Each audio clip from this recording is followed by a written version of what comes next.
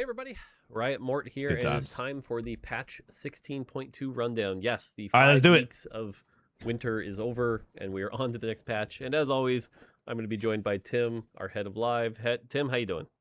I'm doing good. I'm glad to be back. I've been itching for a new patch after 5 weeks of dinosaurs and pirates. Tim now, and more dog. Before we jump into the patch real quick, since it's been a while, how was Paris? Volume up? Did you sorry. enjoy the Paris Open? How's that? It was a lot of fun. I think the last event I went to for TFT was the Vegas Open, and they had a smaller venue the first time, and so I was completely blown away by the venue this time. It really felt like TFT Con. If you guys don't know, Tim was the guy that was leading bounce on Set 15 KO Coliseum, and while More Dog was working on projects / stepping away. A lot of fun people, saw a lot of fun TFT, learned a lot, and then as Set 16 happens, the meta shifted entirely in a week. Into dinosaurs. Nice. Yeah, where's my Barons and my Annies that everyone was afraid of? True. Dinosaurs. True. I do get a nice I told you so on the dinosaur though. Built over. It's pretty good. So anyway, we're finally here. We're at a patch. Now I tweeted about this briefly, but one of the things to note about this patch is that our branch cut happened before the break. So we were able to do stuff before the break that we planned, but anything that happened after the break, we were kind of limited to only micro patch changes. So that meant no like text changes. We can't do system changes, no unlock condition changes, anything that required localization, all off the table for this patch. We're going to save a lot of those bigger changes for 16.3. That being said, I still think this is a nice chunky patch that you guys are going to be happy with. Yeah. Do you have any other thoughts? Yeah, I think 16.2 and 16.3 are going to be the two biggest patches remaining in the set, and I think after that we should be in that steady state. Well, that's unfortunate. People are free to explore and discover, and everything should be in a close enough spot. Yep. Cool. Well, let's dive right in here. Can you first increase the volume again? It's literally maxed out across the board. I can't increase the volume anymore. Have one new encounter that we were planning with all the Gwen stuff going on, all the cool Gwen cosmetics, and that is a Gwen encounter. And the way this one works is after each carousel for the first 3, Gwen will also gift you an extra random component and a pair of scissors that cuts items into components. So it gives you the ability to like slam items, then break them apart. You'll probably see a lot of best in slot items on this encounter because people will be able to use that and make that into what they're looking for. We pulled out of the Draven, Lysandra, and Teemo encounter and a couple others. You can see here the numbers, but it'll be about 6%. So should be a fun new encounter to play with. Okay. Yeah, TFT always needs more Gwen. So. Sure. I mean, this is chill, I guess. Gift a random component and pair of scissors that cuts items into components. It sounds fine. True. People do like Gwen. I do see a lot of chibi Gwens in my games. All right, on the trait side, Bilgewater, the 2-cost price is going to go up by just a little bit. This is mostly to slow down the tempo around things like Graves early on.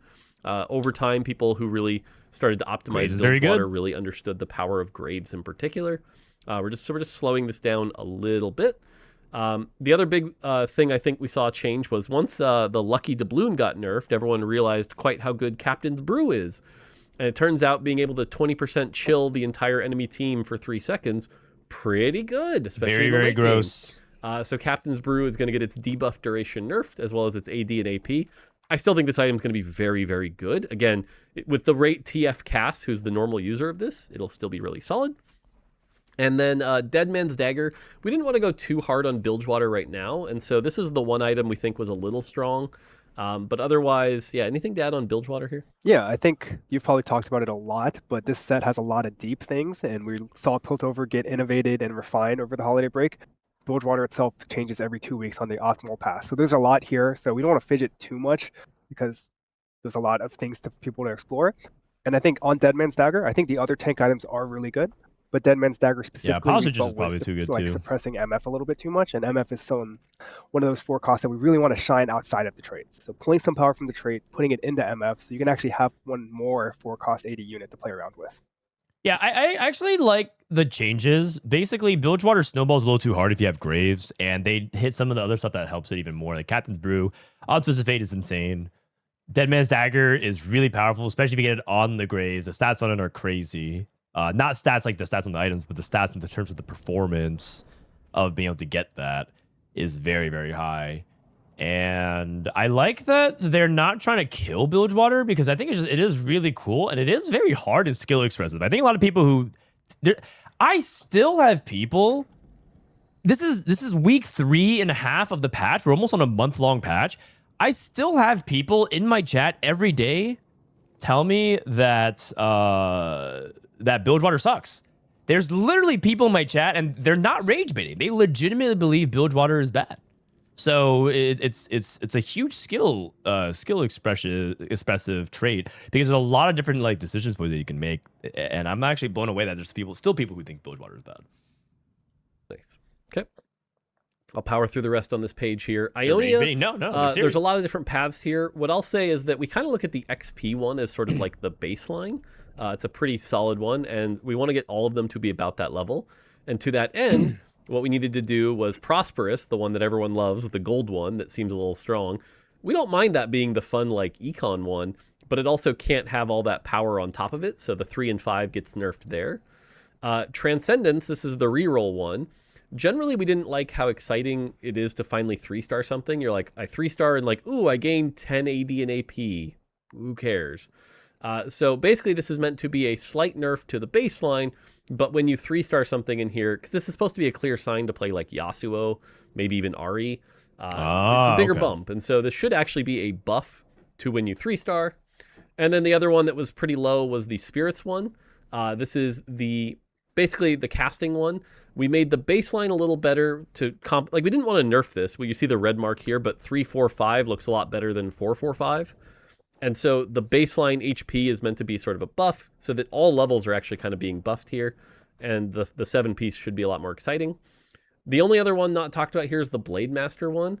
Honestly, it just kind of fell below the line. We think 3 Blade Master is pretty solid for especially Yunara. But 5 and 7 is pretty but bad. 5 and 7 right now we didn't want to act on quite yet. Yeah. And then finishing off this slide real quick, Juggernaut 6-piece, just kind of below the line in terms of other defensive classes. So that's going to get a very, very slight buff here. You can see these numbers are incredibly tiny. Shadow Isles is another one where the 4 and 5 just really isn't worth running. And you again, a riot ass kisser. Somewhat on the champions as well, so we didn't want to swing too hard on the trait. Very light buff here to the trait itself. And then the last one is Piltover. Now, obviously, Piltover, T-Hex, etc. We'll get into some of that later. But the big one here is the 2-piece, the Electrical Overload. Just like the combination of this going off and the T-Hex going off, it feels like your boards get deleted. Even early, it's just a lot of power with that flat 100. So we're lowering it to a flat 50. It'll still be quite good, but it shouldn't be quite as dominant early. So let's just break it down. Sorry about the captions covering some of it. So Ionia, so I think these changes make sense, right? Basically, everyone knows the gold and the EXP Ionia is too good. A lot of what they're saying makes sense. I actually think that one thing that people don't play around enough this patch, I would say that there's a couple of underrated things about this patch. Contrary to what some people tell you, the patch is not solved. The meta is actually still developing even right now, 2 days before the patch comes out. But one thing people recognize is that Ahri openers in Ionia are also really good, both in gold EXP ones and if you have the AP opener for Ahri. And this Spirits buff, for example, will help her like a lot. So there's stuff like that to pay attention to. Juggernaut 6-piece. I guess I'd never really thought about it, but I haven't played 6 Juggernaut at all this set, so that makes sense. I don't even know if that meaningfully changes much, but we'll see. Damage reduction is always one of those things where it's like by having it scale with the amount of units you have, it could get out of control. So hard for me to tell. These numbers don't look that impressive, but it could be. This is actually a pretty interesting Piltover nerf because not many people complain about this. They complain about Mining Drill on 6 Piltover. But this one is sneakily actually quite good, not just in Piltover TX, but also in Diana, because Diana can help like cheese your backline by just like dealing damage. And it might not sound like very much because they're reducing the damage because it's early game, but it's just one of those things that it just like helps a lot stabilize because those comps are loose streak oriented. And so by killing a little bit more, doing a little bit more damage or a little bit less damage is actually a big deal. And then Shadow Isles, I don't think anyone's complaining about Shadow Isles buff. I'm pretty sure that's desperately needed because it's actually correct to drop Shadow Isles almost every single time. The number one problem with Shadow Isles is that it's basically like Bilgewater, where late game you just drop out of the 7 Bilgewater, you drop out of the 5 Bilgewater. After you're done farming with souls with Shadow Isles, you're supposed to drop down to 2 almost every single time, and try to drop to like Callista and Thresh, or if you're playing Viego and Thresh, just find a way to get out of that. So it's smart. Yep, and that electrical overload will make it a little bit less powerful late game when it's only hitting backliners and used for assassinating backliners. It's meant to be Same more thing with of like Gwen. a If you reroll generic Gwen, you want damage Gwen output to plus help thresh, your and that's first it. crack the front line, not so much, oh, get Diana that extra 150 HP. She needs to kill your backliner in one cast. Oh wait, they're even Any calling it other out. things to add on this slide? Very smart. No, I think you got it. Cool. All right, Ishtal. Ishtal is in an interesting spot, and this is kind of like Bilgewater. I think there's a lot of development they're being nerfing figured out 550. how to play it. But there were a couple obvious things we wanted to hit right away for now. The first one is that there's a 550 cash out in particular that's frankly just too good. It's even better than the 625 cash out. Might even be better than some of the 700 cash outs, just because it gives you that guaranteed Brock 2 and like a 3-star Nico or a 3-star Milio. It's just way too good. So we decided to keep the 3-star like Nico and Milio aspect of it, but you're not going to get the 2 duplicators. Instead, you're going to get a Brock completed 2. item anvil. This is meant to be a nerf to that 550 cash out. Yeah, it's way too good. You know, the difference between the two 550s was massive. And then there were 2 missions in particular, 2 quests that were out of line, I'd say, in each direction. The first one was if you high rolled on 2-1, you got the lose 10 combats in a row. You would hit that 550 cash out on 3-7. Yeah, that was you game have Brock winning. to It's immediately. so early, things like that. It's still going to be good because this is one of the riskier ones. If you screw it up, you just are down everything. But 500 versus 550, so that if you want some of the good rewards, because 550 is where they start really ramping up, you're still going to have to do more than just 3-7. You might have to then do a couple play Nico for a round or kill a couple units or whatever to get the good stuff. And then the other one was the play 3 Ishtal for 17 rounds. That one was basically impossible. It was really hard to do. And even when you did, it was only for 500. So what we've done is we've changed it to play 3+, so you can play more if you want. Small change here. But also for 13 rounds. That's big. Which puts this right at 4-3. So you can kneel so you more. cash it out on 4-5, which is much more realistic. If anything, I actually think this is going to be quite strong now because you can do this while win streaking. You can tempo into this. It should be pretty good. So don't sleep on this one. I think this one just got a lot better. And then real quick to finish the slide, Noxus is pretty obvious. The 5 and 7 piece have been basically unplayable for a while. So they're going to get more Omnivamp, more health, and the 7 piece is going to cast more often. So this should help 5 and 7 be more playable. Is this enough? I don't know. To be honest, I think we're always a little afraid to like buff something by 30% in a single patch. And they were pretty bad. So we're going to look into this and see if we can improve this. But you know, no guarantees it's amazing quite yet. That's crazy. And then Zon we'll talk about a lot as we go through the champions. But in particular, the 3-piece durability is going to go up from 10 to 15%. This applies to all levels. And then the 5-piece heal is going to go from 25 to 30. Okay, so Ishtal nerfs. I mean, it makes sense.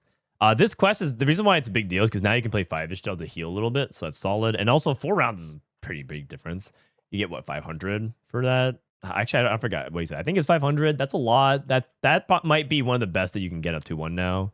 Maybe even better than this one because you can actually just win streak. If you have Kiana 2 and you have Nico, and then let's say you high roll 2-star defenders, 2-star Kiana just tempo. This is actually just good now.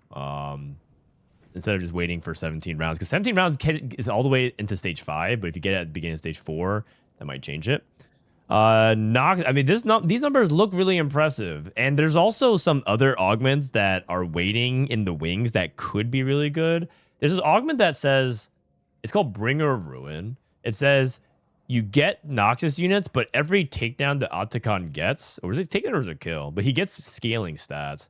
And that's one of those things where it can just be very snowbally if Noxus ends up being good. So if Noxus is good, then that augment becomes a great to amazing. It's takedown. Okay, so that's like one of those things where it's just hard to say.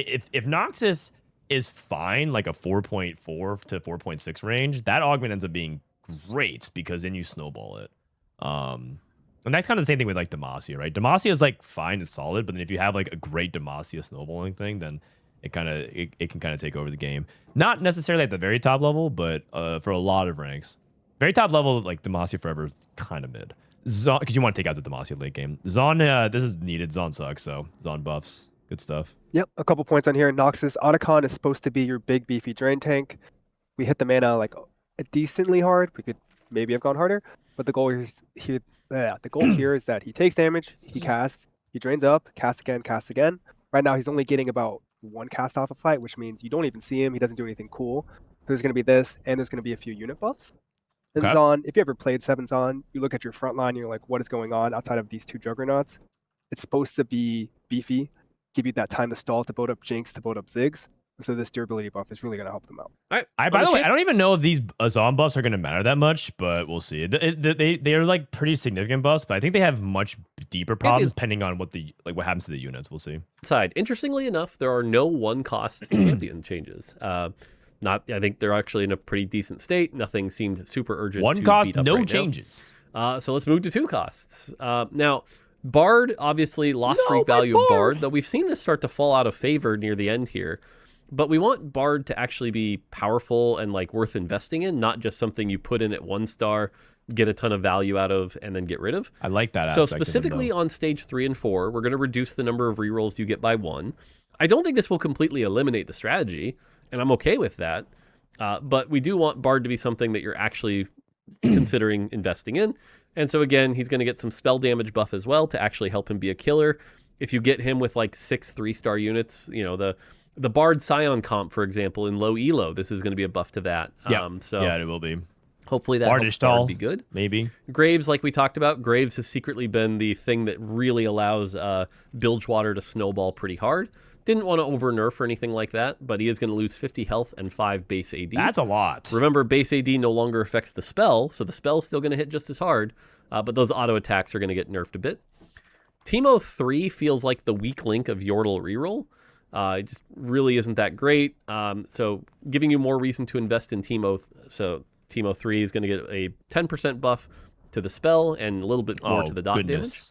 Teemo. Tryndamere, this has been one of the other, I think, misses of the Holy! previous patch. Tryndamere What happened to is this guy? really good, even on like 2-2. You get this guy with like 2 items on 2-2. He's Bro, they hard to shot kill. him in the knees. One of the reasons he's hard to kill is his spell gives him a ton of durability, and he hits like a truck. So that spell durability is going to go down quite a bit, and he's going to get a pretty chunky nerf here. This is a 20% nerf. He's meant to be a really scary threat when he has like 80% AD and he stacked it up. Oh my God. Not literally on 2-2. The passive increased move speed thing is more just to remove bugs, frankly. It just the way he moves was causing a lot of issues here, and so by slowing that, it'll just be less buggy.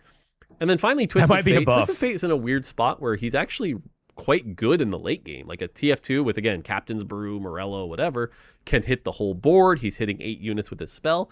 Really quite good. But he's kind of bad early. You hit a TF2 on 2-1, it's not that good. And so we wanted to buff up a part of him that actually that makes sense, which is that passive damage. So every auto will be doing quite a bit more damage here to hopefully help TF and make up for some of the Graves nerf. On the Bard note, we like these cool strategies. I think it's like another one of the cool things about set 16 that make people love it so much is that you can find your engine, power it up, build a whole new comp later on, and it really feels like you played a complete game of TFT. So our goal is definitely, whether it's Bard, whether it's Yordle, whether it's Ionia, to not kill it, but just make sure that there's other options that you can do to compete with. Not kill it. Yep. So the thing, okay, so all these changes, so they said this nerf to Bard makes complete sense, completely OP for like the lose streak strategies, but it's also been something that's been really intricate about set 16, which it feels like you actually have options to roll on stage 2, because when you roll 4 Bard, there's actually a lot of nuance to how you do the roll down itself of what you hold versus what you sell and how you manage your econ. And then the other aspect is it gives you something to do if you're like in a bad spot. I think Bard is a lot of times a low roll mitigator. Like you have a bad opener, you can just sell and play for Bard, and I like that.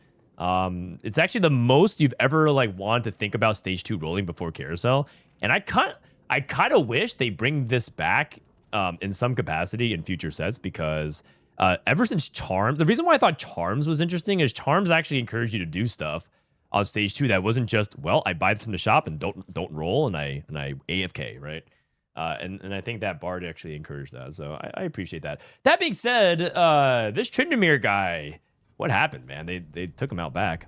That is rough. He might be purely gated off of artifacts now, so I think they said that we don't want to kill comps. I'm pretty sure this is a huge nerf, and Tryndamere probably is unplayable without artifacts, is my first initial read on this. Because, I mean, he's just like a 2-cost reroll that spikes amazingly if he has the right setup, like a rapid fire cannon or a darkened scythe right now. So that could be the case, assuming they don't even nerf those other items, right? If later on we see they nerf Dark and Scythe or whatever, then maybe that's not even the case.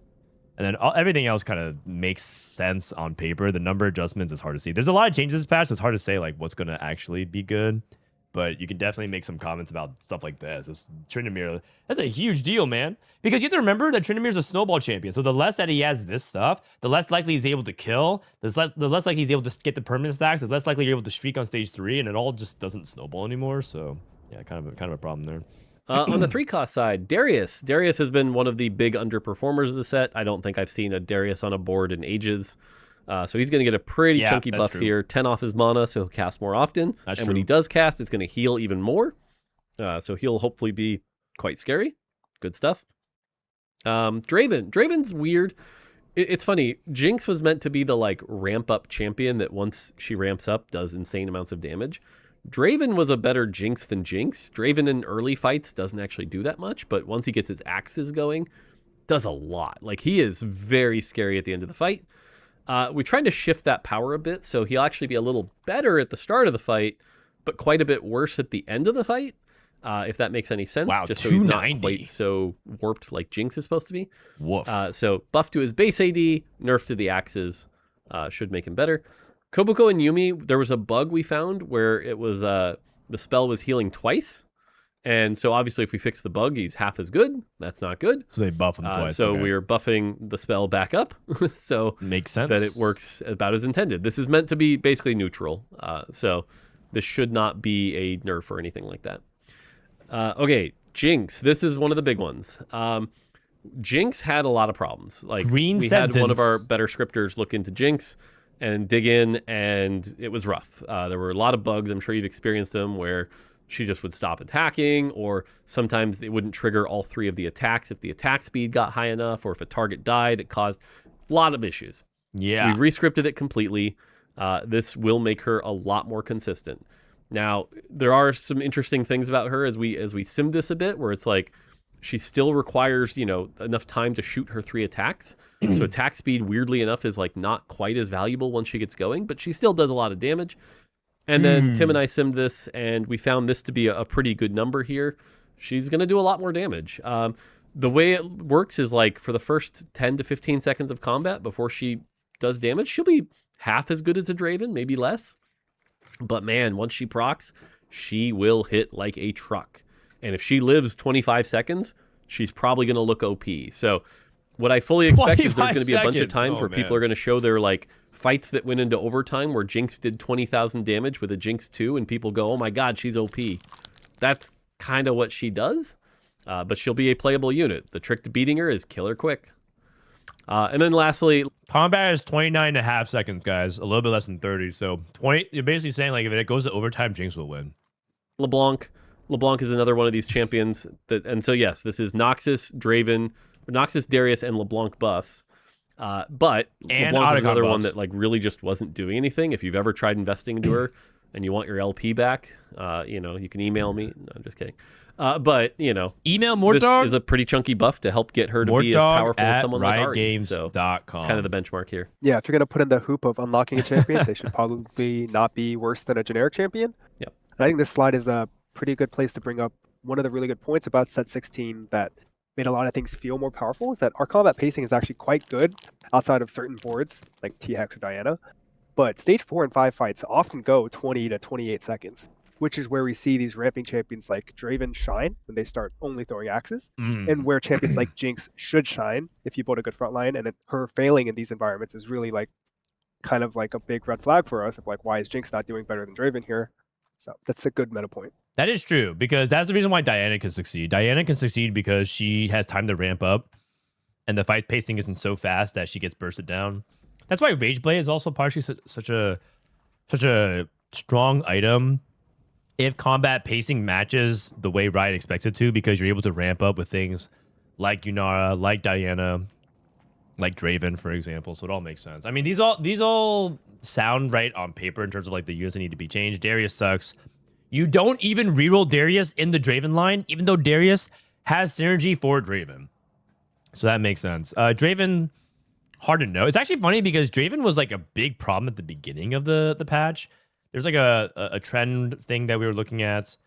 You guys didn't see it, but like towards the beginning of the patch, this Kindred Senna was basically anchored by Draven, and it started off here, and then since the patch it's basically cut in more than half. It was like at 1.0, and then it's now here at like 0.46. It's because Draven was one of the low roll stuff that you would do if you lose streak. You would make Rageblade and you play Diana or Draven, and you would lose all the way until level 7. Then you would use Bard free reels to roll for Draven 2 or Leona 2 and get into either of them. That strategy has like faded out a little bit, mainly because lose streak is a lot riskier. You get punished by T-Hex, and your stage 4 isn't as free to get to fast 9. So it's one of those interesting things where the patch sort of corrected for that because there's a new predator, new Apex predator at the top.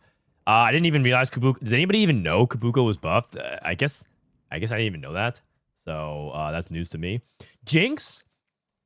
I mean, these numbers look crazy. It's like a I don't even know. What is 100 divided by 63? 58, 1.5. It's a huge buff. It's hard to really quantify that. But we'll see. Because this thing says rewritten to fix bugs, it's hard to say. Although I also will follow up with a dose of skepticism. They say it fixes bugs where Jinx would lose attacks or stop attacking. And that is probably true within their simulated environments. It's entirely possible that we find a new way to break Jinx because there's just so many artifacts and augments and weird things like that. Like, for example, one thing that bugged with Tryndamere, if you guys went back to the Tryndamere slide, let's see, was that the passive increased move speed. That was actually really buggy with an augment called Precision and Grace, where you would like dash in. All your champions would dash in and gain a bunch of attack speed. And that was something that like made Tryndamere a lot worse because he would overdash and start getting prioritized and targeted. And so there's just like weird things like that might happen. Who knows? But we'll see. And LeBlanc is pretty mediocre. I wish LeBlanc was as good as Ahri and Zoe, but then you kind of guarantee LeBlanc if you get Scions, that might be a little bit too good. So maybe like 95% of the way there would be good. Sharp reactions. Like I think even during our playtesting, there were sharp reactions when she pops off. Like, so let us know, but definitely we'll keep an eye on this one very closely. Okay. Yep, she's a unique champion. Oh, also, I do want to say one thing. If Jinx is broken, and if some of these other units are broken, expect a lot. It's going to be crazy, but expect a lot of complaining from the TFT pros because this patch drops on Thursday, and the tournament for the Shurima Cup is literally the next day. The patch is coming out. Today's the 6th. The patch comes out on the 8th, and the cup's on the 9th. So, yeah, expect some yapping. Kind of unusual. They usually don't really things complain. Things that are not just herself, right? How good your front line is, yep. How long she got the cast, things like that. Yep. Cool. All right, forecast. Ambessa. This is, yes, another Noxus buff. So if you want to play Noxus, now is hopefully the time. This is also why we didn't go quite as hard on the trait. So, but Ambessa is going to slam a little harder. Hopefully Ambessa should be able to compete with other champions. AD guys are interesting. All right, Diana. This one's tricky. Obviously, I think Diana she's not necessarily the like most OP thing or anything in this patch, but man, she can be very unfun. We've had this paradigm before with Akali. Yeah. And yeah, she doesn't drop aggro like Akali, but it turns out when you have a spell shield that has no mana lock, and you can just constantly be in the shield stating, which basically means you're invulnerable, that's almost worse. For now, what we're doing, since we can't do any like big reworks or anything like that, is we're lowering her AD, which makes her less good with Titans, because she'd actually do a surprising amount of physical damage. I've even seen some people running Darkened Scythe on her just because of that fact. So that'll get nerfed. And that spell shield that still has no mana lock is going to get nerfed drastically. This will make her a lot more fragile. If you target her, she should be able to get knocked down. Do we think this is perfect? Probably not. There might be some more work to do in a future patch, but this gets us at least a lot closer. And, you know, if Diana's not S tier for a while or even A tier, I'm okay with that. Might be okay for a while. Yes, I'm okay with that. Kai'Sa, AP form is actually in a really good spot. We think it's one of our good like baseline forecasts. But the AD form has been suffering a little bit. Not by a lot or anything like that. So it's going to get a buff to the spell damage here. You have to look at this, by the way. This doesn't look that big where you're like, oh, 38 to 42. It's every but missile, it is more than a 10% buff. Yeah. And typically when we talk about percentage buffs, like 5 is a small buff, 10 is 10 pretty is a big chunky. buff. Yeah. So this is a big buff to Kai'Sa, even though the number might look deceptively small. So something to think about. Misfortune actually, similarly, by the way, is another 10% buff to Misfortune as well. We talked about some of the nerf to items, and Tim alluded to it earlier. We want to make Misfortune actually be able to be playable outside of Bilgewater, not just rely on the Bilgewater items to do all of her damage. So that should hopefully be better. And then lastly is Callista. Callista's a weird one. We definitely just wanted to give her a generic buff, so attack speed buff and a little mana down so she can cast more damage often. unchanged. The last change you could debate if it's a buff. I think it generally is, though. But basically what happens is right now she throws a bunch of spears. Yeah. 50% of them hit her primary target, and then the other 50% are divided amongst 2 targets. What can often happen is those get like overkill damage or on the wrong, like you hit some, itemless Cho'Gath and it ends up being wasted. By having that number increase to 3 extra targets, so it goes from 3 to 4 total. Spreads it out more. Basically, there's less likeliness of wasted damage, which should hopefully help her be more efficient in like killing armies and not wasting a bunch of spellcast damage, and hopefully be a buff. But it does mean it'll be harder to burst something down, so that's why it's not marked as a true buff. Interesting. Might even be a nerf in some matchups, but I like that they're trying. I mean, the mana is a really big deal because Callista just feels slow, and the attack speed as well. So that's good. It probably makes Shojin absolutely mandatory on Callista. Before it was like Shojin or blue buff. I think it's probably Shojin because your attack speed get buffed and your mana gets buffed. So we'll change that. And Bessa getting buffed is also not just a Noxus buff, but it's also a buff to like the Belveth boards and the things that plays around Bessa, which is nice. It also makes it better for Mel, because part of the difficulty of Mel is the pathing to get her. So if you're more stable on Bessa, you can get the Mel. Diana, rest in pepperonis, bozo. You guys have probably watched my stream. You know that I don't generally complain too much, but Diana's the thing I think I've complained about the most this patch. I actually don't even care about losing to T-Hex nearly as badly. It's just because it feels like the Diana players, you play anti-Diana and it makes all your matchups worse for your positioning because you position like speaking of bozos, you position like a bozo, right? So this is the anti-Diana position in case you never heard of it. So you play, let's just say tank here, right? The way you anti-Diana is to gap here. And that's because Diana needs to be right here so that she can jump to the bottom right corner. But if you leave a gap, she walks up here to the left or right. And then she'll dash somewhere else, like to the far left, maybe to a unit here, whatever. So your bottom right unit should be theoretically safe here, right? If that's the case. But what ends up happening is you play Diana and then you're like, well, I hope I don't queue into the Tryndamere player who just waltzes up and just one taps your training dummy here and then dupe to dupe gets to your back line. And so you just instant lose this matchup no matter what. And that dynamic is, I couldn't handle it, man. I played that for 3.5 weeks. And it's just so frustrating because I would never queue into Diana player. And then here's the kicker. You can do all of that, and then Diana dashes here, but then based on some fight RNG of like how everything plays out, her second cast gets to your backline anyway. So you do all this song and dance to anti-Diana, and then she gets on your carry on the second cast anyways because of fight RNG. It's just like, I just like hate that.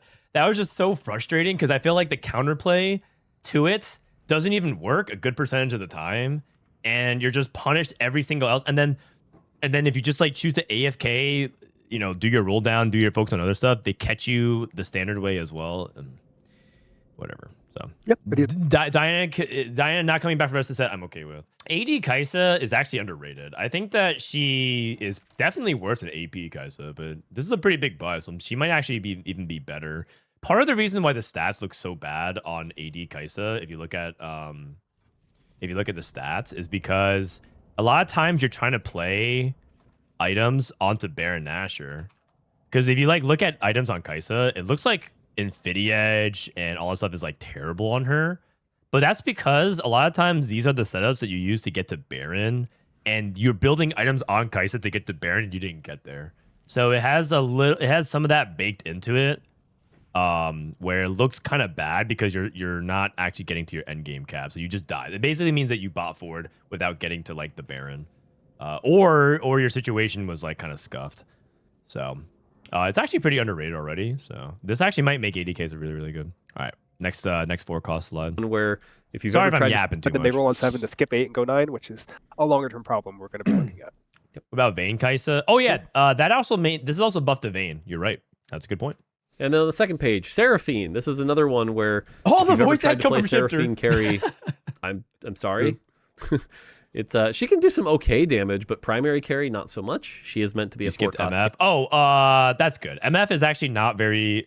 MF is not that good outside of giving her Bilgewater items. In fact, if you look at MF, it looks like she's bad with every single normal item, but she's good with Bilgewater items, and that kind of indicates exactly where she is, which is she is just simply like she's bad with IE, which doesn't make sense. She's like very mediocre with all these other items, but the reason she's like quote good with items that you give that are clearly left over. Like you're just putting a random Gunblade on her. If IE is bad but Striker's Flail is good, that's clearly survivorship bias and leftover stuff, right?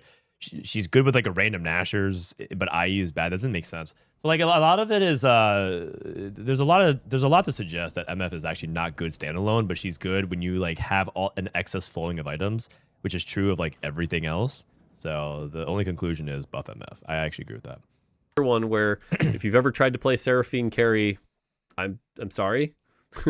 It's she can do some okay damage, but primary carry not so much. She is meant to be a 4-cost carry. Except for Dawncore. So Dawncore again, pretty big buff here. And again, we talk about percentages. You know, 40 going to 55. That's a like what 30% buff. That is a big buff. So definitely don't sleep on this. But to compensate, we did nerf the spell heal a bit, so you're not getting quite as much free utility. There were certain comps, Tim, I know you were simming, that were like she was actually doing a lot of utility as well, and so in order for her to be a carry, can't really do that. So Yep, she's a disruptor. She has heal. She has Piltover. The comp that Mort's alluding to is everyone's favorite PBE comp. Disruptor Seraphine with Juggernauts. True. Speaking of Juggernauts, Singed obviously fell off from his PBE heydays. And I think part of it is like even just his design. Like we wanted him initially to be like this damage dealer, but he was also incredibly durable through both Zaun and Juggernaut. So that kind of ended up just being a really bad thing. He's also incredibly bound to Morello. Like the difference between this guy with and without a Morello is like wild. Yes. So we talked about how we wanted him to be a tank. It's like a utility tank, right? He runs around distracting things, does some damage with Morello, but not a primary carry. This guy shouldn't be equipping a BT. He should be equipping tank items. So we've changed his role to a tank. Okay. So he will actually be a tank. The move speed here is not listed as a buff because it's just to compensate from the fact that fighters get inherent move speed. So we took that away and then gave it back, so he'll be the same. Okay, same with the mana per second. This is to compensate for the fact that he's a tank now, and he'll be able to generate from taking damage, which means he'll actually generate more mana. Yeah, that's actually And then his heal is going to be able to heal a bit more. Again, didn't want to go too crazy here with the Zaun buffs and the Jink buffs and things like that. If we need to do more with Singed, we will, but that's why that's the case. They buffed Zaun and Juggernaut and Singed and Seraphine. Whoa. Skarner, pretty self-explanatory. This dude's a beast. He's a great tank. Probably doesn't need to CC 3 people for 2.5 seconds. That's just abysmal for any melee unit that happens to not have a Quicksilver. Trying to make that stun a bit more fair. Yunara, this is another one that's like that's really a huge obvious. She's been incredibly strong throughout the entire patch.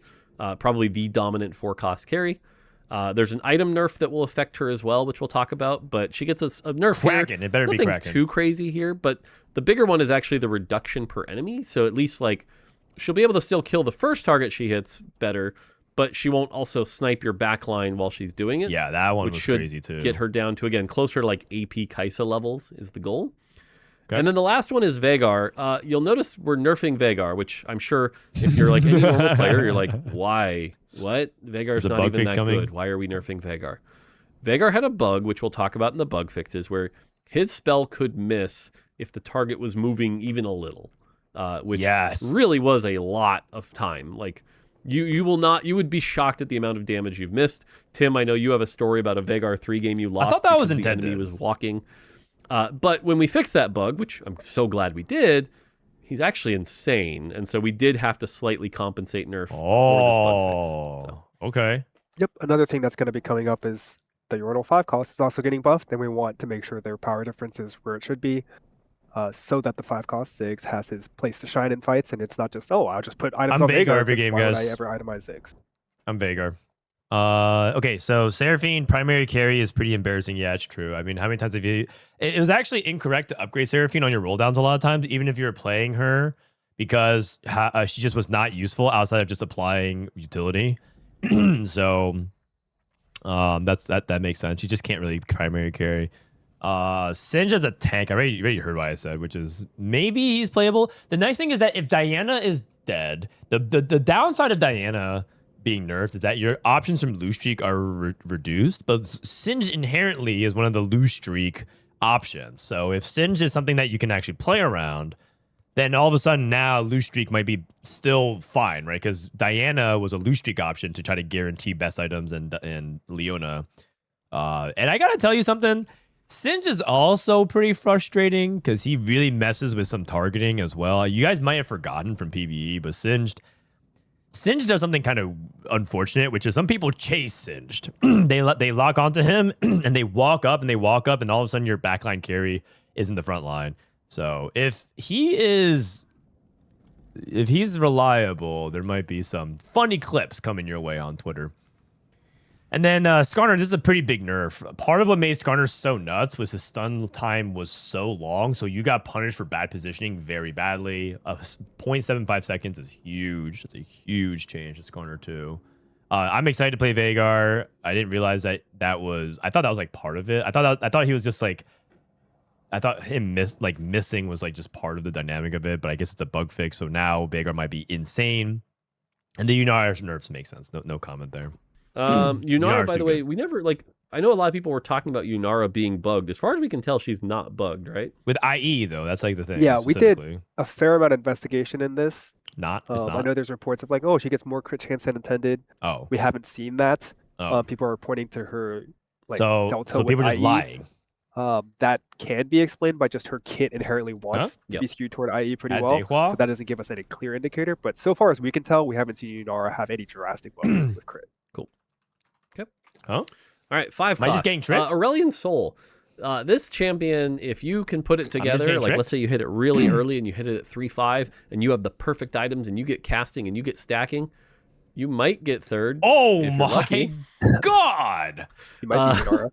You know, just definitely Star Bros, we are so like back. A 7 cost. So I think there's, again, a lot more work to be done here that we couldn't do in the time frame. But for now, this guy's getting a chunky buff. That is this an is insane a buff. Massive buff. I want this guy to be insane. You put him on your board, and even before you start building stacks, that spell should hit hard. Now it'll have all the same weaknesses, which is you're gonna have to cast a few times to get to their back line.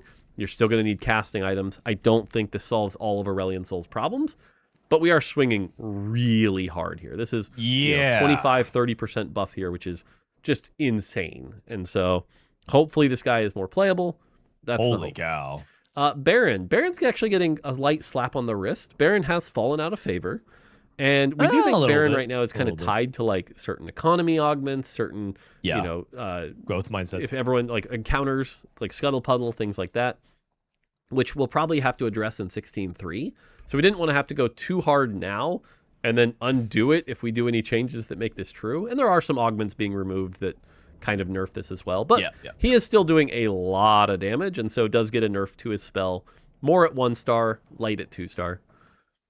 Kindred, this is another champion I think might need some bigger work in 16.3. But for now, it's just going to be a little less of a carry because Kindred provides a lot of utility. 2 Quick Striker is just one of those really good splash traits. You get that for free. Her spell shuts down so many things. Yes. And that's going to last a little bit less long. It's also inconsistent. But Kindred, kind of don't really want Kindred in literally every comp. And so that's going to be a nerf to Kindred. Lastly, and this was a fun conversation Tim and I had yesterday, I think my initial impression was Kindred is better than Lucian and Senna all the time. But as we looked at the data, Lucian and Senna were outperforming Kindred by a pretty large margin, which was whoa, that's crazy. But as we dug into it, we found that the items that were always doing well with Lucian and Senna were Shojin and Utility. Shojin Morello, Shojin Red Buff, and yes, I said Morello, which was also a little bit of a red flag. It turns out they hit the whole board. Black Mist debuff that they were providing is giving a lot of value.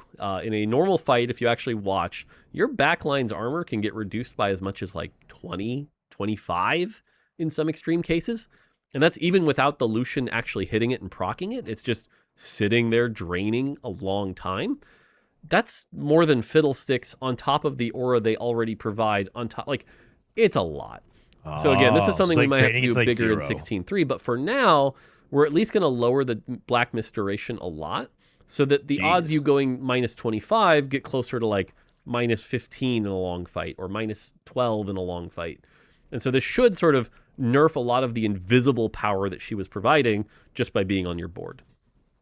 Okay. Yep. The kind of story here of the high-end AD comps is they're great utility units and they're great carries as well, which seems like so far above most other forecasts. And Yunara is only able to compete, one, because she was quite strong, and two, you can also put these units next to her. And that's a good point as well for Baron, in the fact that Baron has fallen off because three of the most common endgame champions are legendary units that can kill Baron really quick, which is Lucian, Kindred, and the Dinosaur. Yep. Okay. Speaking of the Dinosaur. Okay, so they're about to nerf TX. But this buff to Aurelion Soul is crazy. So you know how Chad always says it's an Aurelion Soul game? You actually might be right on that front. It actually might be an Aurelion Soul game, but this is crazy. This is absolutely worth chasing. And the thing is, the numbers are big enough because you have to remember that it's an AP. It scales off the AP and the number of casts, and there's definitely ways you can get you can manipulate it to do a lot. Especially if if you queue it with ASOL 1 and you're going up against backline that hasn't upgraded yet, ASOL might just wipe everything. So just be very, very mindful of if you have an ASOL spot now. It actually it's interesting because now you might actually be able to still play into Diana, but Diana is just the ASOL item holder instead. And then you just play Diana until you get to ASOL. So you just play Rageblade Shojin Diana and then eventually move it over. We'll see. I mean, Diana got nerfed, that's fine. Who cares? Diana can just tap the backline lightly. She can just cast the Moonfall and breathe on them very gently, and then Asa will kill him. We're just gently kill him. So this is definitely huge. Kindred and Senna nerf, I mean, this is just because a lot of people keep complaining about AD being way better than AP, and they're justified. It makes a lot of sense. They nerfed Kindred, they nerfed Yunara, they lose and Senna. So this entire tree in general is going to be a lot weaker. The spell duration's a really big deal for Kindred. Also, Kindred's inconsistent. Sometimes Kindred saves useless units. It's kind of hard, but it's hard to guarantee it. But I would say that overall, this is a pretty big step back for AD, and a lot of AP is getting buffed. A lot of it. Seraphine, right, and Singe, and that line is getting buffed. They're buffing ASOL, they're buffing Veigar. A lot of AP units are getting buffed. But a lot of AD is getting, well, I guess like the Rageblade AD, the Shojin Infinity Edge AD users like MF and Kaisa and stuff are getting better. So maybe we just change our item pathing. We'll see. Baron nerf, I'm okay with that. Baron's too good. Callista, yeah, Callista as well. Yeah, Shojin might be a okay. Like, T-Hex. I think obviously T-Hex was the biggest outlier of the patch. Oh my god! By the end of the patch, you would see, you know, at least at the higher elos, you would see it's lower than 1 to 4 right now. Per lobby. It was pretty bad. And so we really took a look at T-Hex, and my god, you know, so I think everyone had the sort of obvious way you play it, right? Reroll Caitlyn, hit the Caitlyn, spike it in, put it in, all that good. But if you actually like played T-Hex a lot of other ways, where it's like maybe you eat an Ornn or you eat a Vi, actually not that insane. Yeah. And so we wanted to be careful to not nerf T-Hex too hard or nerf the wrong thing here. The first one was pretty obvious though, which is the mana regen you get from eating a caster. 3-star Caitlyn was giving you 12 mana regen. That was bonkers. That was wildly more than bonkers. A radiant item. We were way off on that. Oops. That's getting nerfed to 245. This is a massive nerf to specifically this version, and that's intended. It's per You're still going to second. get a lot of the health from eating a 3-star Caitlyn, which is good, but you don't need to be casting long enough to literally delete entire teams. That's just not okay. The other thing is that T-Hex is already really durable, usually has like 4,000 health. It didn't need an 800 health shield when it casted. That's not okay. So when it casts, it's going to lose a lot of that shield, so that if you can actually get on the T-Hex, so now you need a little bit more defensive stuff. That's a good thing. Then even with all of that, we looked at it and we're like, well, this is still actually doing a little too well. So the spell does get a bit of a nerf. And then the other thing is that the fall off damage is also being nerfed. So all of this is to say these are very, very big nerfs. The hope here is it's still powerful when you do it, but it's not literally the kind of thing you can force from a single Caitlyn, you know? So it might go back to like the way I used to play it before it got popular is the only good way to play it, things like that. So we'll see, but these are the T-Hex nerfs. And then real quick, Ziggs was another one that just this champion may as well not have existed this set. So he's getting some big buffs here. Passive damage is going up, especially at 2-star. So going to be able to do a lot more damage with his autos. The attack speed's going to go up as well. Yeah, and he'll be throwing those giant bombs that do a lot of damage. Ziggs, I think, now is going to be the kind of champion that, like, he's going to shock you on the damage meters. If you're one of those people that look at damage meters to quantify how good a champion is, he'll do 18,000, 20,000 damage in some fights, and you'll be like, whoa, this guy's busted. But he might still struggle to kill key targets. So yeah, we'll see. Because he's a giant AoE. Like, he has a giant circle, so it'll look really impressive, but a lot of the times he can't kill like the key tank and the key carry. So, Tim wants to say something. And I think for people who are interested in this type of thing, how Mort kind of explained it is a really good way we approach problems like T-Hex, which is what do we want T-Hex to be doing?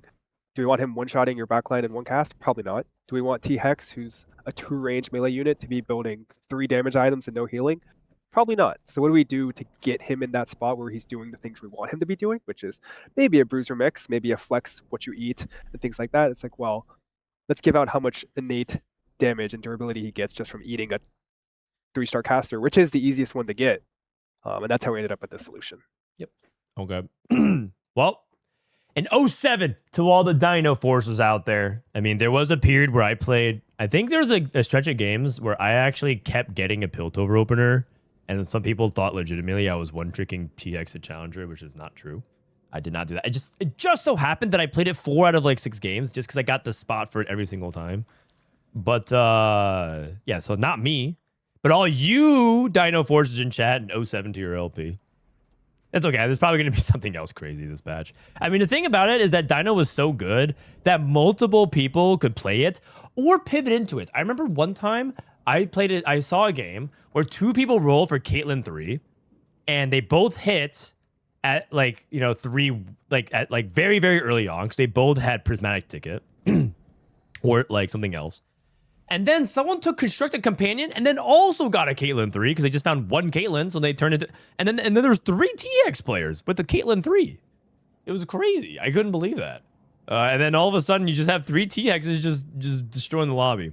TX deserve nerf. And then Ziggs, yeah, I mean, this is a pretty big buff. It also buffs other things too, not just Ziggs, but it buffs Kaisa. It also buffs Vayne. We'll see. Ziggs is already like okay-ish now, but now he might be really good. Plus, if you play Veigar, Veigar's cap can be Veigar Ziggs, and now you just do a ton of damage. So, good stuff. Cool. All right. Okay, Emblems. I'm not going to sit here and read all of these, but here's the TLDR. I've been over this in the Monday morning meta report like for 5 weeks now.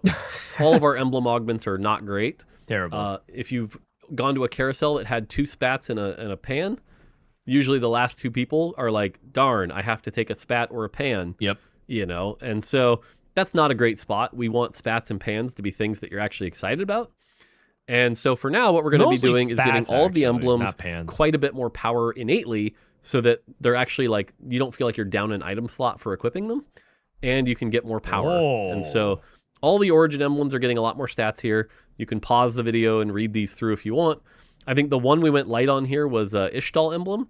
We didn't want this to have like 500 health, and then you're like, I can't lose with it now. That feels bad. But everything else is getting a bunch more stats so that emblems should be an exciting thing, and you're like, I want this. Yay. I mean, I can go through it line by line here. So Bilgewater, 2 mana regen versus AD and AP. I mean, that's nice for sure. And I mean, Bilgewater emblem there's also like other utility around the emblem that people don't think about, which is you can actually use the Bilgewater emblem to also dupe certain things. So this emblem is already playable now because it helps you get 5 to 7 Bilgewater faster, and you can use the dupes on it, and you can get to 10 Bilgewater if you high roll, and now it's a little bit better. So I think even if they went light on Bilgewater, it would have been fine. Demacia emblem is like really good. Getting extra MR and mana regen, especially the meta ends up going into AP. Demacia Emblem might be actually like very, very good now. Because you can just put that on like a Swain now and cut one of your bad units like a Shinzao. And now Demacia ends up being quite good for that line. Don't sleep on it. 3 mana regen's a lot. Failure Emblem is a lot of HP, and that gets extra bonus off the Failure, which might make it a lot tankier. This just means that Failure Emblem usually just goes on your tank. Iron Emblem is a lot of stats. 25 AD is a lot. That's halfway to a Deathblade. Ishtal Emblem. Noxus Emblem, same thing. Void Emblem, hard to... I guess it's just like a little bit of extra stats. It's not bad. It helps. Yordle Emblem's a ton of stats. Oh my goodness. 30 armor, 30 MR, 20 AD, 20 AP. That's a lot of stats. That is a lot of stats, guys. Zon also gives you 350 HP. How much of that is that way to a Warmogs?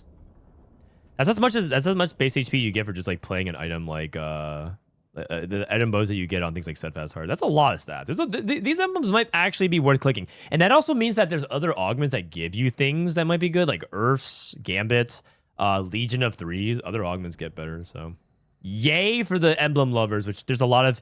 I'm personally like, you know, in the middle about emblems sometimes. I don't like it when they're too strong, but I do think that they're fun to play from time to time. Spreading Roots, World Runes. Wait, World Runes is also going to get insane? Yeah. All right, we'll see. World Runes are going to be insane. Basically, oh my god, World Runes are going to be Verticals crazy. are a little bit weaker this set as well as the power of the legendaries. So this Emblem is trying to bring up enjoyers. that floor a little bit, so you're definitely The not trait taxed tree, as yep, much another for one, taking another a one. spat, which is the cool gold item that you can cook with. Yep. And we'll see if this is enough. I think what you should be looking forward to is next week's Monday morning meta report. If all of those the bottom augments are still flexible and whatever, you know, and Earths, whatever, then we'll have to swing even harder. My top 3, I guess, will be Demacia, Bilge, plus... well, the thing is, the stats on Bilge will always look bad because it's just a hard line to play. So maybe it's like Demacia, Ionia, plus something else. I don't know, maybe Noxus, because Noxus is so good. Wanted to go hard. Your but Emblem not also too looks hard kind of good, though. Just like to take off characters. And classes, same thing here. Again, I'm not going to sit here and read all of these. Some of these get more stats. Some of these, like Bruiser Emblem, were actually not that bad already. So we didn't want to swing too hard on the ones that were like already quite good. Others even had their bonus effect buffed a little bit. Like Vanquisher Emblem can drop more gold. Quick Striker Emblem gets more heal, things like that. But again, generally the same philosophy here, which is every emblem is getting buffed so that they're more exciting. Good stuff. That's crazy, man. Invoker, okay, maybe they don't need it, but giving somebody that wants mana regen, like to the invokers themselves, they're usually kitted in a way that doesn't matter, but this has some crazy potential. We'll see. What else is there? So we can just go through it. Arcanist Emblem, it's a big AP, but Arcanist gets a lot of AP already, so actually not that big of a deal. This is nice though. Extra AP. Bruiser Emblem was good in the stats for like picking up stuff. Defender, extra armor and MR is also really solid. Don't sleep on that. That's actually pretty decent. Disruptor, 20% attack speed is really big for a lot of these disruptors. That's huge. Gunslinger Emblem. I mean, that's a big amount of AD. This is just piles of stats. Longshot Emblem, 20% attack speed. Quick Striker, more attack speed. Quick Striker Emblem is also really pretty solid. So this is also nice. Slayer's like not that. It's actually not that important. Because they already have a lot of survivability and they had a lot of AD already, so we'll see. Vanquisher. This gold chance thing is fake, I just want to say, but the AD and AP is very good though. Wow, that's good. Vanquishers really want base stats. Okay. Wow. I might be clicking World Runes a lot next patch. World Runes has to be averaging like in the 3s if you're a good player now, for sure. Right. Other items. This is a big one, and this is why, like, if you didn't see like bigger Yunara nerfs or Vayne nerfs or things like that, Kraken's Fury is an item that when it reached its cap was just way too good. Like the difference between a Deathblade Mortdog chat. Hold on. And a capped Kraken's Fury was just too wide. And I know you're thinking, well, yeah, Kraken's Fury has to ramp. It doesn't take that long to ramp because the ramp is tied to your auto attacks, and a lot of the times pairs with it's not in the Ginsu's. rundown. Okay. So ended up just being too good, and the fact that it gave attack speed was like always good on everyone who wanted it. All right, well, then I'm spreading these. So the Ginsu's Kraken pairing on everything we don't expect that to change. I expect Kraken Ginsu's to still be Yunara's best in slot with IE, but do they need that extra 30% attack speed? No. And so for people like Vayne and Yunara, this is a 15% attack speed nerf to a lot of these champions. It's a big nerf. We think one of the biggest changes that puts AD and AP back in comparison. There is no Ginsu's nerf, and so if you've ever been in the situation where like running Ginsu's without Krakens, I think you've felt the difference that you're quite a bit weaker. I think a lot of the item deltas also show this. The fact that Vaynes were often running 2 Krakens, kind of a sign. But this is one of the bigger changes of the patch, and I think probably the most meta-shifting change as far as like a systemic change. Yeah. Beyond that, artifacts, Aegis of Dawn and Dusk kind of underperforming. They're going to proc a little more often. Yeah. Hopefully make them a little better. Makes sense. Kappa Juice. This one actually I'm a little nervous Juice. on. Kappa Juice, when it works, is really, really good. When it doesn't, it's terrible. Shocking. That's kind of how this works. This will help it be good more often. And so who knows? You might see a lot of really strong champions with like 60 hats running around. But Kappa Juice will be a bit better. Darkened Scythe, this was another really bad one that I think started to warp the meta the last week or two of the patch. Yeah. But turns out Darkened Scythe had a bug where it could crit. Item effects are never supposed to be able to crit. So you could run like IE plus this on a Yasuo 3, and it was doing dirty insane amounts of damage, which would then proc a kill, which would trigger itself and do insane amounts of damage. Very snowball-y, very problematic. This will nerf that pretty heavily. And then finally, Void Gauntlet is another underperforming artifact that's going to get a small buff here. Yep, these are just the new artifacts that we've added. We don't want to bait people into clicking the shiny new thing and it not really paying off. So small buffs to these. Yep. So anyone who clicked Darkened Scythe, you guys are bug abusers. Just want to put it out there. And the reality is, all of us have clicked on Darkened Scythe. If you didn't click on Darkened Scythe this patch, that just means you didn't play this patch. So we're now all implicated and we're all going to jail. And I look forward to sitting next to you guys in my cell. I only have room for a few, though. You can't all sit next to me. The rest of these, Kraken. So, interesting enough, the builds around Kraken are actually shifting a little bit. Right now, Yunara actually prioritizes Rageblade IE. And the last item for Kraken, Kraken's really good. But if you actually go higher elo, Titans is actually not too far behind Kraken, right? And Guardbreaker is also not too far behind. So with the nerf to Kraken, it could be just one of these things where now the third item is just Rageblade IE plus whatever. Flail, Titans, Kraken. Just something to think about. Who knows? Maybe that's not true, but it's just something to think about. Aegis of Dawn and Dusk, Steel Armor, that makes sense. Void Gauntlet, that makes sense. Kappa Juice is probably still terrible, but that makes sense. So no complaints here. Anything else with Kraken? Did I cover it pretty well? No, you covered it pretty well. Cool. White Titans, same concept, scaling. All right, Radiant items. Now, if you remember when we nice. launched the set, we said every Radiant item is going to be double their baseline. Great. Cool. And AP's in fact, good too, Radiant yep. Kraken's Fury gets a nerf, so it's double its baseline. Cool.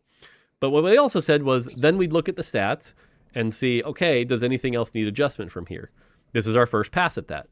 And so the first thing we're seeing is, wow, a lot of these defensive items, and I predicted things like Dragon's Claw for sure, but even like Warmogs being bad, that feels lame.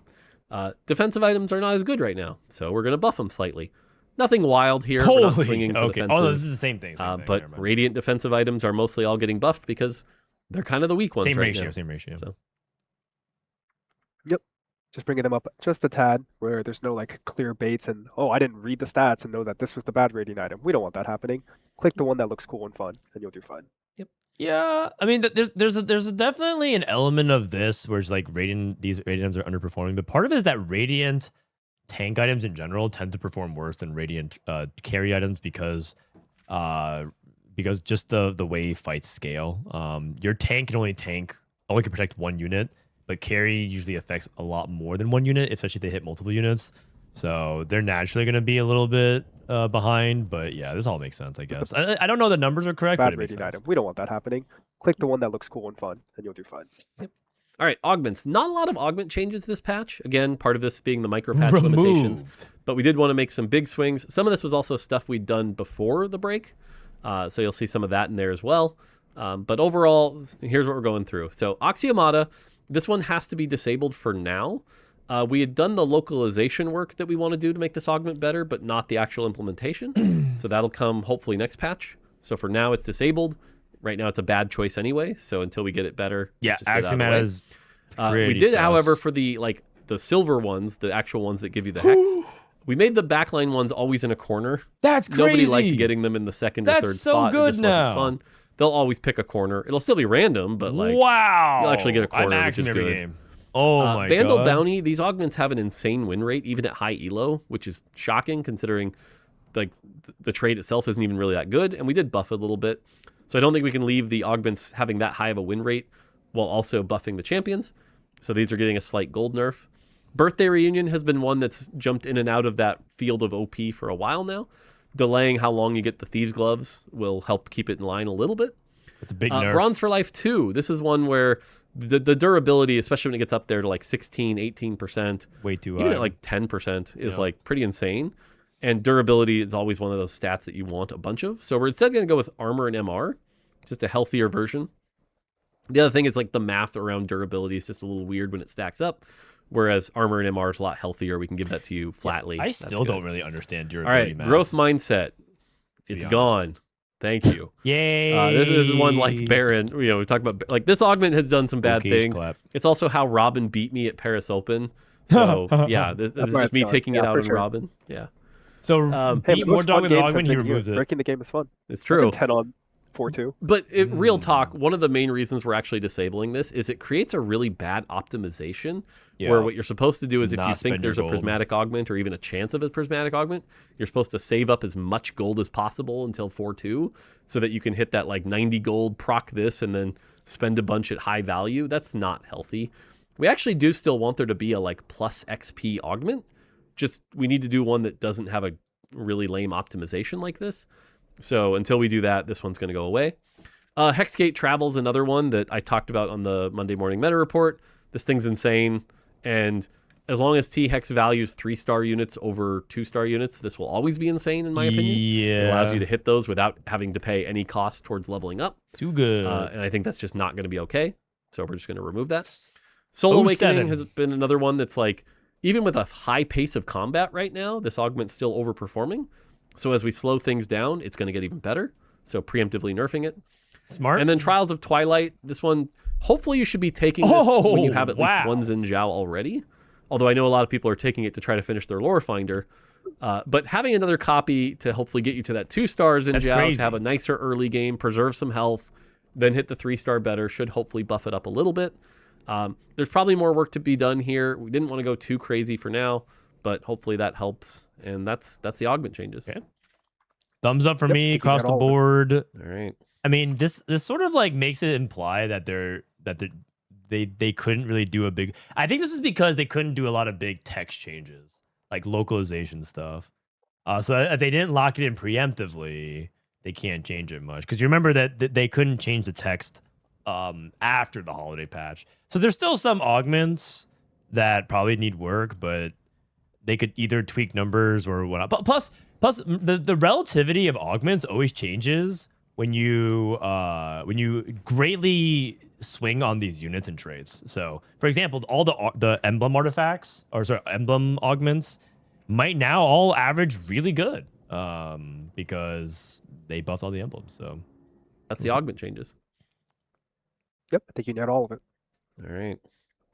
All right. Now, oh God, do I have to read this? could We add fixed did a we lot of change bugs. text? That's It's a a Riot long break. question. We weren't just sleeping. Yeah. Well, I mean, it's part of this was like the first week or two of the set launch while people were still in office and working. Most of what the team did was fix bugs as they were coming in.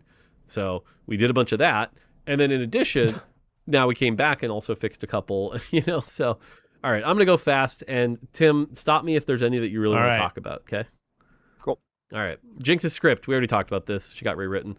Vagar, I've been talking about this one in the Monday morning Reddit report for a while, but now works properly with blue buff. Yep. Great.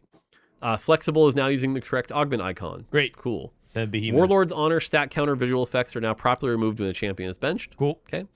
Hustler is now properly excluded from hedge fund and invested. Great. If player has component buffet, min-max now gives anvils instead of random components. Yes. Cool. There it is. Thorn-plated armor now correctly increases Bramblevest's damage in stage 3. Great. Okay. Fixed an issue where Radiant Ionic Spark was doing more damage than intended if the unit was holding more than one Radiant Ionic Spark and the player had the high voltage augment.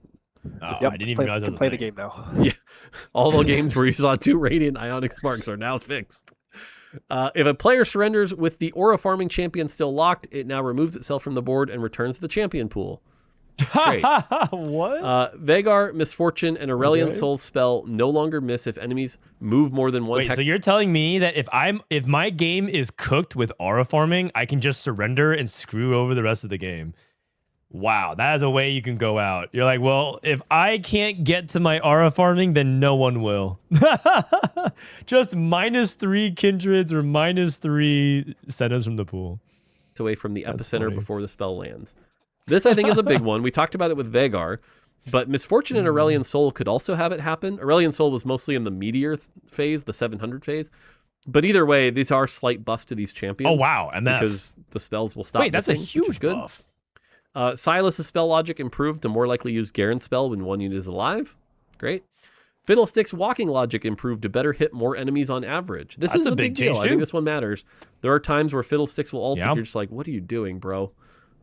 This will help.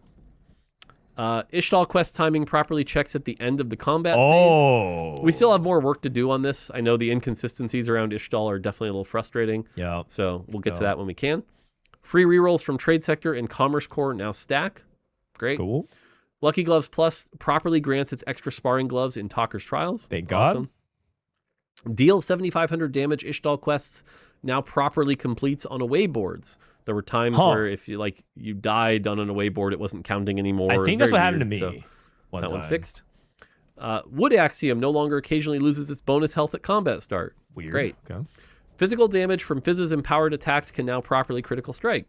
Cool. Void Oh. mutation tooltips properly update when becoming supercharged. This is just a text change. This was already working fine. It was just the text. Lyssandra's overkill damage now applies when killing reviving units such as Zehen and Aatrox. This is a slight Lysandra buff for these cases where you would just lose damage. Wukong's clone now Aatrox. Oh, properly yeah. benefits from thorn-plated armor. So your triple thorn-plated armor Wukong will now proc in the clone state as well. Fateful finds charm from Xerath as VFX. Great. The Prismatic Ionia Enlightened Path properly grants XP. Okay. So if you ever had 10 Ionia and were level 9, you get XP still. Great. Oh. Cooking Pot no longer will grant stats to That's summons. funny. Cool. Fixed an issue where server lag could occasionally cause Garen to heal the wrong amount. Great. Fixed an issue where selecting combat-based Ishtal quests Wait, during what? People could lag switch? Oh, server lag, not okay. combat would cause them to not complete that round. Cool. Fixed a bug where T-Hex targeting was inconsistent. I know there was a lot of theories around how this worked. Hopefully T-Hex's targeting should work a lot better. Ooh. T-Hex no longer fails to Water absorb park his pilot tactics. under rare circumstances. Do we know what caused this? I never got to hear what caused this, I didn't get to hear what caused it Okay. either. We'll have to look Probably into a it. variety of things. Yeah. but hopefully it's fixed. Okay. Constructed Companion no longer fails if the player has 2 copies of the unit on the rightmost slots of their bench. This one actually got reported to me a couple times. Glad it got fixed. Did not know that was a thing. Hextech Gunblade no longer breaks Fizz's empowered attacks. This was a big one. I got hit by this one a couple times. And Yone can no longer revive Yasuo under rare circumstances. So Whoa. there you go. Yeah, A lot that's of actually bugs. crazy. And are there more? Yeah, we know there's more. Wow. It's like this isn't all of them by any means. TFT is a complicated game, and there's 100 champions, and yeah, but That is crazy. we'll get to it. Every patch is better. Yep. I hope. Cool. Yeah, I hope. I don't know about you. I'm excited for a new patch. I played a lot of games over the break, and so I'm ready for a new meta. They didn't They're always fix excited to play Yasuo more ulting to TFT another board. Come board. on. Wait, True, what? True. Oh yeah, a month of the same patch is a lot. Yeah. Even with 100 champions. Yep. It's good though. It's generally good. The good news is, what I can tell you is the set has been pretty successful. So It's always good. yeah. I mean, I would agree with All that. right, any closing thoughts, Tim? Nope. Just excited for it to come out. Sweet. All right. Well, enjoy the patch. It does come out Thursday. This video should be going live on Tuesday, so you're watching it. It's possible all these changes end up on PBE Tuesday afternoon, so if you're really itching to learn it, check it out. I don't know that for sure, so wait for me to verify that Tuesday afternoon, but it might go there if you want to check it out. And then, like I said, it goes live Thursday. Yep, Thursday, And one you should day be able to later, enjoy it from guys. So, yeah. All right. That's going to do it for me. Until next time, See you guys. take it easy. All right, thank you, Mort Dog. I have a soundboard here. Okay, GG's then. All right, so Mort Dog. Wait, oh, that was supposed to be the clap. Okay, never mind. Just kidding. Okay, GG's then. Thank you, Mort and Tim, for the patch notes rundown and good transparency. Always want to be thankful for that because they don't have to do that. They can just drop the patch notes and peace out. One change that's not on this was that World Runes did get nerfed on the Augments. I forgot to bring that up. I showed that on screen, but in case anybody's just listening and not looking at the screen, they are nerfing World Runes. I don't know by exactly how much, but that makes sense given all the emblem stuff. Other things that I think I think overall for the most part, this is a patch that addresses a lot of the concerns. There's also like other units that I'm always curious about. So Warwick, for example, was kind of down in the dumps, and they gave love to like Callista and Vhagar, some of these other 4-cost unlocks, and even Singed, but Warwick. But maybe they're afraid of buffing Zaun too much, right? So that could be one element of it. Mel doesn't need a buff because they buffed all the Noxus stuff. That should theoretically make it easier to splash her in. And like I said, they kind of indirectly buffed her in some ways. And then there's some other units that like people don't really have opportunities to play around very much. Like people don't really care much about Echo and Blitz, but they're afraid of the Zaun buffs, like I said. So overall, I think it's a pretty solid patch. I don't know if you guys have any other things that you think are major pressing issues, but the reality is we're gonna have a lot of first impressions of the patch going into Thursday, and then the tier list is gonna change a lot. And it might be as simple. Some people are like, why didn't you buff like Gwen? It could be something as simple as the Shadow Owls are now better, and then 3-cost real is more prevalent, and then now all of a sudden Gwen becomes good. They nerf all the other AD stuff, and now all of a sudden she's good again. So yeah, it's an interesting patch for sure. Overall, I would say that I would give this patch, the holiday patch, probably is like the set is like very fun. So I actually had a lot of fun this patch. And even if the balance wasn't on the mark, so overall, I think the patch I give it like a B. It wasn't the best. It wasn't the best holiday patch you ever had, but it was definitely better than like Yumi or Katarina or some of the other stuff. And for a month-long patch, it was actually pretty playable. So, but that's because they had 100 champions. So I don't know if we'll get away with that if they didn't have as much of a arsenal, because there were a lot of like quote unpickable stuff this patch. And that's all contextual, but overall I think it was okay. But yeah, compared to the usual holiday patch, it could have been way worse. And I'm glad that it landed in a pretty decent spot. Is Bard dead next patch? I don't think so. But he definitely won't be nearly as oppressive. Still seems like an AD patch. Really hard to say. Nerfing Kraken is huge, and then they buffed a bunch of AP stuff. So anyone who has a prediction on like, I think X is going to be the best and Y is going to be bad is just guessing. The things that look the most impressive, I think Vhagar looks very impressive on paper with the changes, because of bug fix, the fact that he can hit stuff. I think Jinx looks really impressive on paper based off the numbers. Asol looks like a big winner as well. I mean, I'm just going through every 2 costs. The big loser is Tryndamere. I think that guy's a big fat L now. Seraphine also gets a pretty big... Oh, Seraphine and Misfortune both get pretty big buffs because of stuff. But yeah, it's impossible to predict. Annie might be back. That's true, right? Like, Annie is not... She's just sort of a victim of the meta. She's not even bad if you get to her board state, right?